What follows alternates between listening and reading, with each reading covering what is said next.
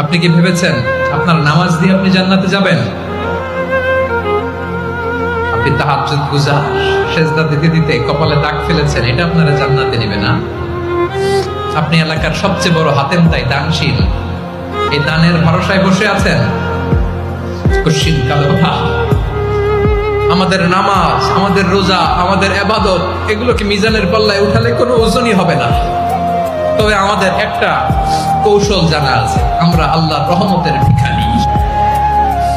আমরা সেদিন আগেই গুনার স্বীকৃতি দিয়ে দেব।